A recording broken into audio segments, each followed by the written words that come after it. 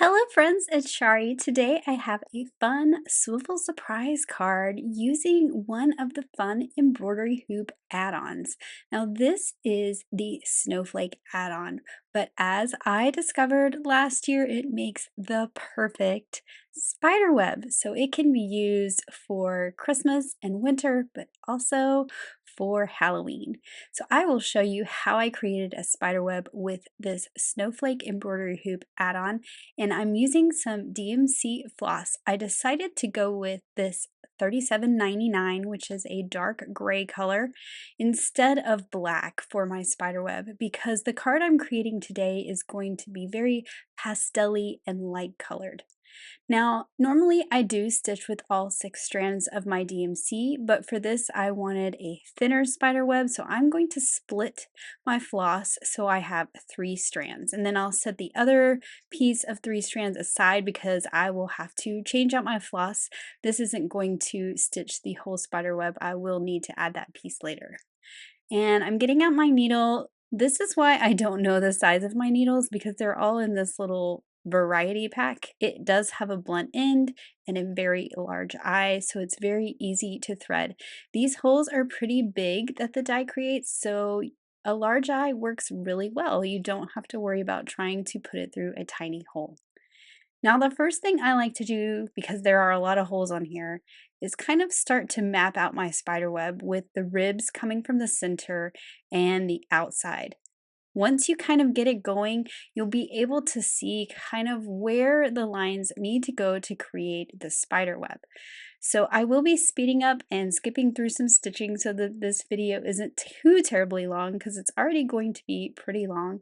But I'm starting in the center and I am going to do one of those straight lines first. So I'm going from the center out to one of those points on the outside edge. And I'm just making a straight line going from hole to hole, just like that. Then what I'm going to do is travel over to the next straight line by stitching along all of those holes right on the outside of this shape. So I'm going from point to point, making that little arch shape. And this is where my next straight line goes. And you can start to see how this creates a little like pie shaped piece. And each of these is what we're going to fill with all the web inside the spider web. This really helps you kind of map out where those inside parts go. Now you can go ahead and do all of the straight lines and all of the border if you want to. Since I'm in the center, I'm going to go ahead and map out a second little pie piece here just so you can kind of see one of those little slices next to another one that I'm filling in. So again, I'm doing that straight line out to that point at the outside edge, and then I'm going to fill in this kind of arched line between those 2 points. So now you can see these little triangle shapes, right? And all these holes inside. The easiest way, I think, to kind of get this going is to move right down to the next little arched line that's going to fill in. So we move down to the next hole on our straight line, and then we can kind of see that we're just going to follow these little holes straight across, making that little arched line that lines up with the outside part of our spider web. Now we can move down to the next hole on that straight line, and we have 2 holes on this next sort of layer of webbing. So we have 2 lines, and then this next one is across those 2 holes. So I'll just follow those 2 holes across. And when I get back over to that straight line, I'm going to go into the next hole in the straight line that doesn't have a cross piece in it. Now we're moving down, we're only going to have 1 hole in the center to cross through. So moving down to the next hole in the straight line, cross over, stitching in that 1 hole in the middle. And then when you get to these last 2, there's no middle hole. You're just going to go straight across between those 2 holes, and you'll see exactly how they line up, and then there's a little one in the center. So you can see we have one little piece of our web all stitched. And once you kind of figure out that one and can see it, the others are really easy to figure out and see because you have your guide there to start out with. So I'm going to speed things up and speed through this stitching so that you don't have to watch me stitch this whole spider web, but you can see just how easy it is to create this spider web with this embroidery hoop snowflake add-on. So of course I had to change out my floss because I used up that whole strand that I had. It's really hard to stitch if you have a super long piece, so you're probably going to have to switch it out partway through some of the stitching. I actually had to switch it out, I think 3 times. I think I used 3 different lengths of floss to do the whole thing. This is super speedy stitching, and now we're skipping ahead. I wish I could stitch this fast. But you can see now we have our complete spider web using that same kind of roadmap that we laid out at the very beginning. And look how cute it is. It's just so perfect. Now I am going to tie this off by running it under some of those stitches on the back. For this one, I'm actually going to run it under and back through itself, making a little knot, and then I can trim it off. And it's okay if the back is a hot mess because we are going to cover it up. Now I have a white card base. This is a side folding card so that I can make a swivel surprise. And I'm just going to hold it onto my glass mat with a little bit of removable adhesive. I also used a little bit to hold the card closed. And I'm lining up my spider web background stencil. I like for that center of the web to kind of be off center. I think it kind of gives some movement and dynamic to the front of the card. And as I said before, I'm going for a pastel look on today's card. I used apricot cardstock to stitch my spider web on, so I'm pulling in some of those same colors for the front. So I started with apricot for the center where it's nice and light. Now I'm using Peachy Keen ink for a little bit pinker and darker, going back in with the apricot to blend between the two. And then finally, I'm going to pull that away and take a look. Looks great. I'm going to line it back up, and I will use some guava for the outside edges. So it's a little bit darker and a bit more pink. And I'm not even making myself go all the way to the edges. I like how it kind of fades out to some white there at the edge. Now, I probably should have done this first, but I was kind of designing as I was going, and I wanted to make that apricot a little more like the front. So I just took my brush that had the guava on it and inked up the edges of that already stitched piece, which works great and fine because my stitching is black. I wouldn't do that if I had white or colored stitching on there. Now I have the spider web from Sweet Spiders, and I'm adding some more spider webs to the front using some manatee ink. This is a very pale gray, so it's not going to stand out too much, but it's going to add even more spider web fun to the front. And I just really like this beautiful spider web stamped over the stenciled spider web. Next, I wanted to add a little bit of shimmer, so I'm using my gold metallic watercolors to add some splatters. And as you can see, I chose the light gold color there versus that very yellow or darker gold, so that it stuck with that kind of pastel look that I'm going for on the front of my card. The front of my card is going to be very simple because the inside is going to have that really cool swivel surprise. So let's work on that swivel surprise a little bit. I will be cutting these pieces just from that white cardstock. I have the mechanism and that little connector piece. I've also pulled out the ring piece and that curved banner. I am not going to be cutting the main large circle that goes in the center because that is where my stitched embroidery hoop is going to go. So I'm just using some white cardstock to cut out these pieces. I will also cut that ring out of white cardstock as well. I just keep a whole stack of white cardstock cut to A2 size, and so I just couldn't fit all those pieces on one piece of cardstock. So I'm going to grab another one of those and we're going to cut out the ring. Now you can cut all of these from some colors, but I'm actually just going to use that stencil and do some inking on these to make it match the front. Now to finish off my stitch piece, I'll be using that scallop frame from the embroidery hoop window and frame add-on. Now I need to ink up the ring that's going to go behind my stitched piece.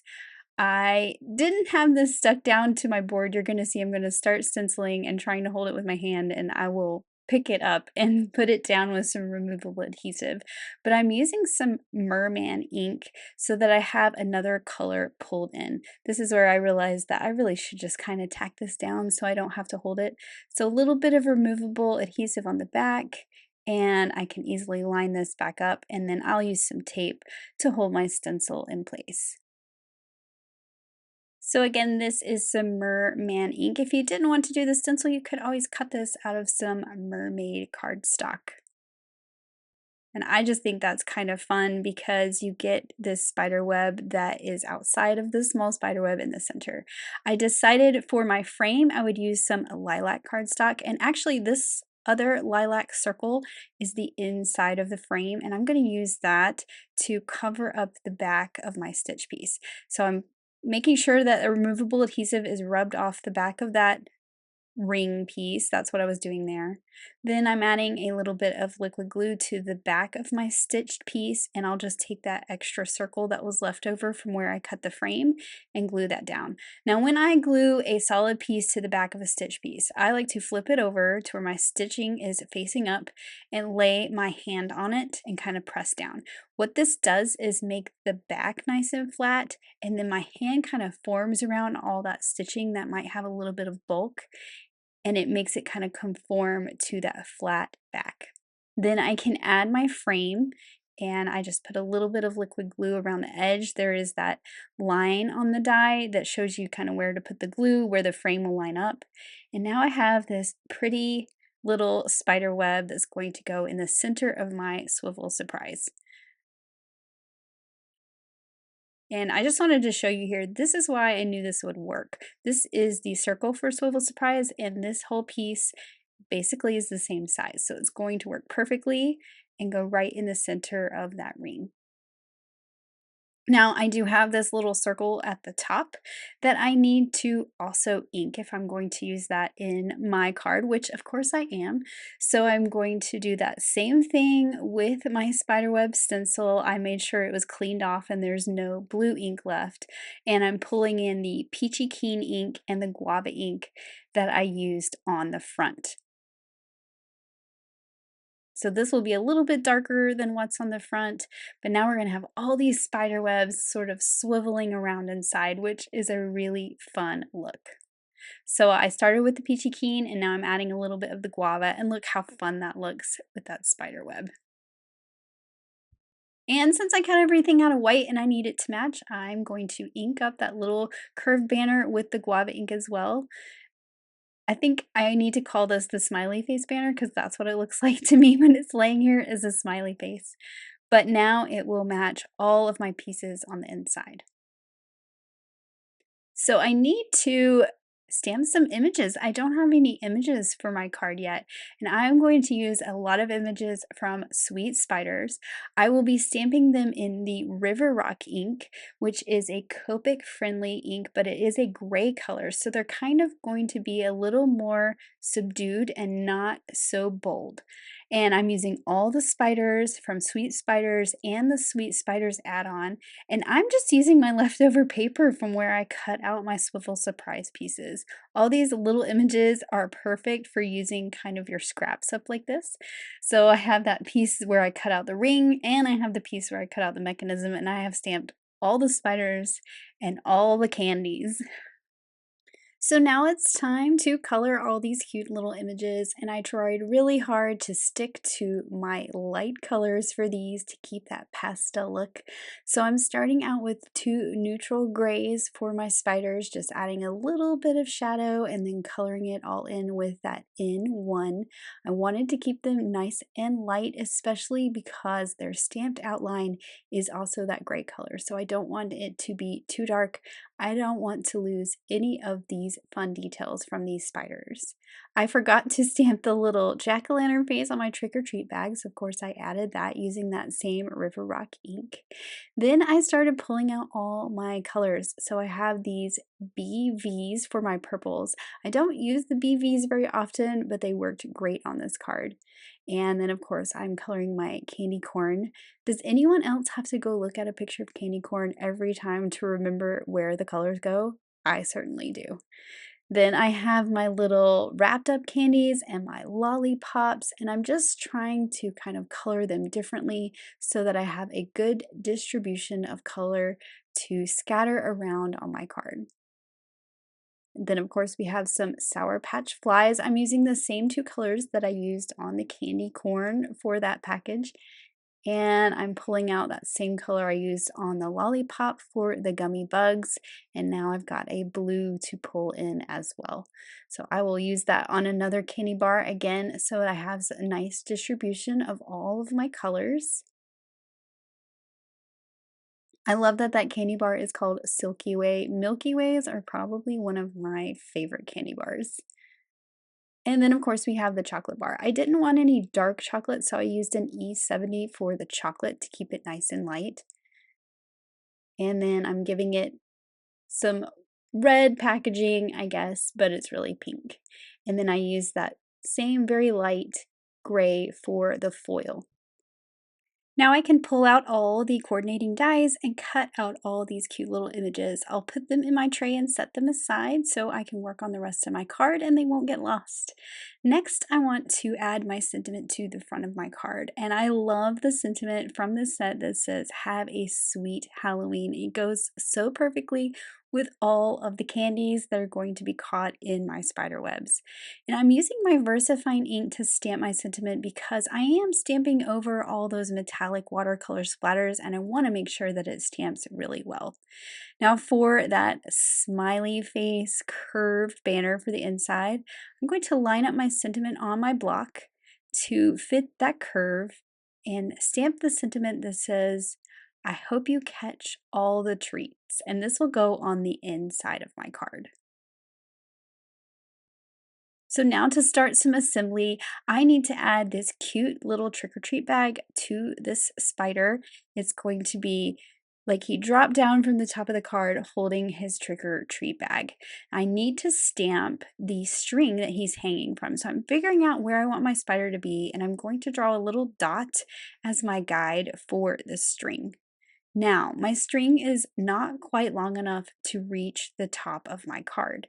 So let me go ahead and pick that up with my Missy, make sure it's nice and straight with the grid.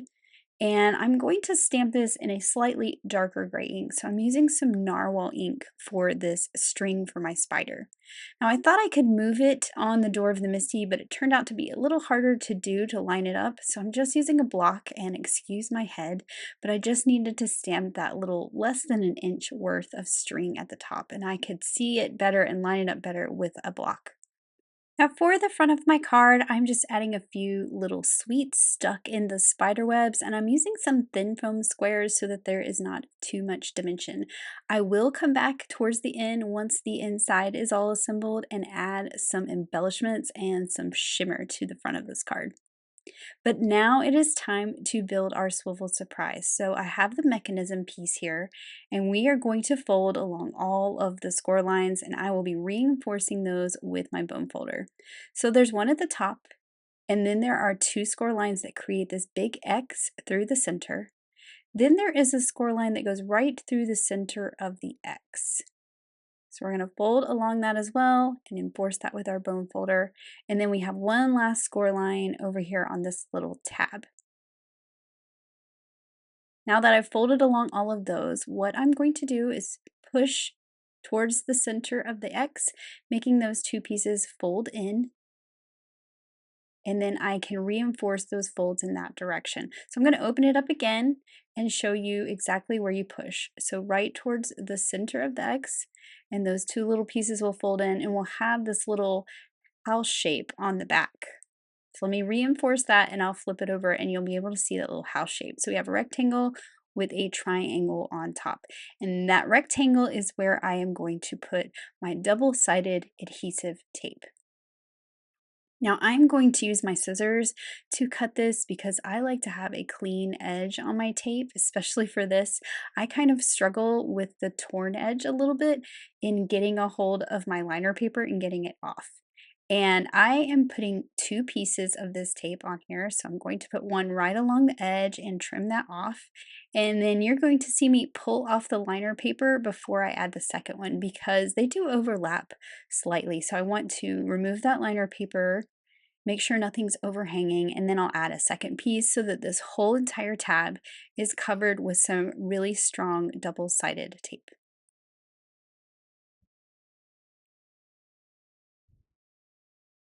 So I'm going to fold it back down like it was before. I just find it a little easier to put the adhesive on with it unfolded. You can do it with it folded if you need to.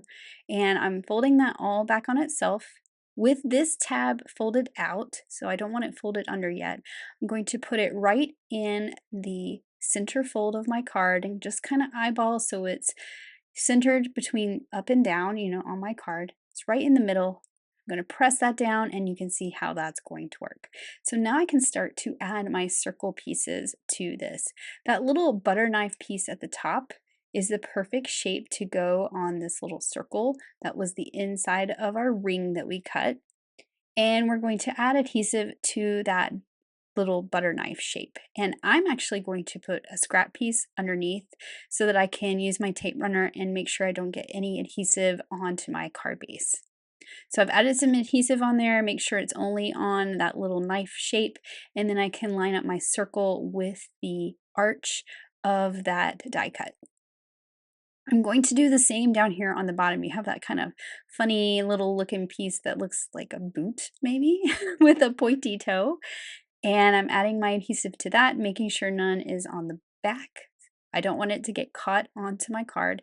Then I'm going to thread my ring through this little arm that is out to the left and line it up with that funny shape piece. You can see that because it's shaped funny because it's a curve that matches this ring perfectly. And now we can kind of move these around and see how they're working. Now we have this little piece here with a little X and a fold. We're going to fold it like a little chair. So that larger piece with the X is like the back of the chair, and the small piece is like the seat where you're sitting. And then we're going to match this X up with the X on the mechanism with a little bit of liquid glue just in that triangle.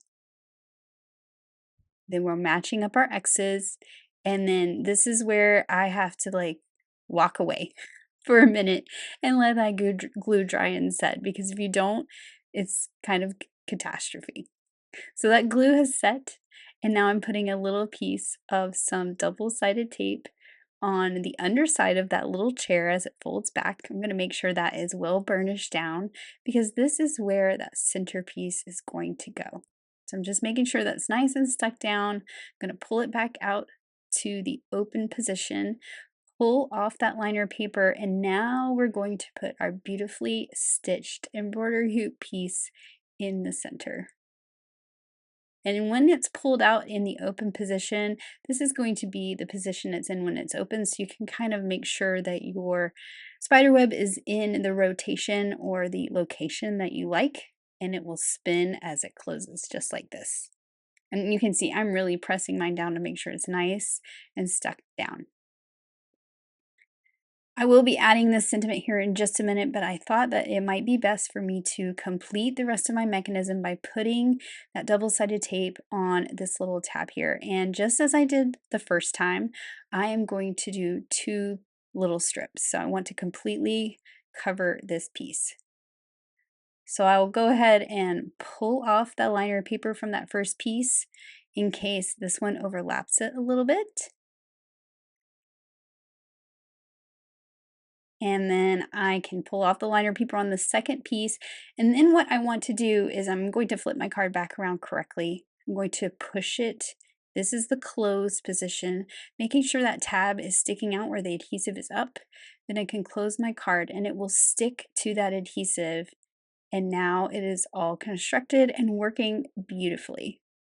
So now I can finish decorating this inside swivel surprise. So I'm going to add my little smiley face curved sentiment just with a tiny bit of glue on that inside edge because I just want it to hang off. I think this is very cool to kind of not place it all the way on the circle, have it hang off a little bit. It's a very cool dynamic look, and I'm just checking to make sure that none of that liquid glue kind of squished out and got onto my background because I don't want it to hinder the movement of my swivel surprise. So that's looking pretty good. Now to bring in all the rest of my spiders and my candies. So this cute little spider with the witch hat, which is just so adorable, she's going to be on my spider web. I'm also going to add some little candies to that spider web. I do end up adding the candy corn at the end. I just wasn't sure. I wanted to make sure that the other pieces were nice and full of all these little images. So I have my little lollipop. I was going to stick it right there by the sentiment, but I moved it because they're kind of the same color. I want to vary my colors around here. And you can see that I'm kind of spinning it around and double checking to make sure nothing comes off that circle too much and sticks out. Because that actually happened right here with this Silky Way candy bar. You're going to see I'm going to put it out there and the corner was just sticking out. Luckily, it is on there with some liquid glue that's not dry yet, and I can adjust that a little bit. And then I can add my last candy bar down here. And everything's working great, nothing sticking out. There's my final candy corn on my center. And then this little fun size guy, I thought it would be great to add him up here with my spiders. They need a snack up there too. Now, there is a lot of white, and I wish I had stamped this before I put it together, but it turned out fine. I'm using that same spider web and that same narwhal ink. I'm going to stamp one down here just shy of my sentiment. If I'd stamped this first, it could kind of overlap and go up underneath those circles. And then I wanted to add one up in this corner, and that just helped fill the inside a little bit more. And then here is my last little bit of embellishment, which is these iridescent gems, and I love the look of these added to the front. It adds some fun shimmer, but it's not too distracting from that kind of simple front. There's the inside. Don't think that I didn't think about adding some stickles to the inside. I did, and you know, it might happen later. Who knows? And then finally, there's that little stamp in Sweet Spiders that says Eek, and so I thought it would be fun to add that to my one little spider on the front. So here is a look at the finished card with the pastel spider web stenciled on the front, those fun little candies and that shimmer, and then the really fun embroidered spider web on the inside that is part of the Swivel Surprise. So I hope this has inspired you to maybe try some of those embroidery hoop projects on the inside on that Swivel Surprise and some non-traditional colors in your Halloween projects. And if you're looking for more Halloween inspiration, check out Jen Shirkus's No Tricks, All Treats self-paced class that starts in October. Thank you so much for watching. Have an amazing day. Bye.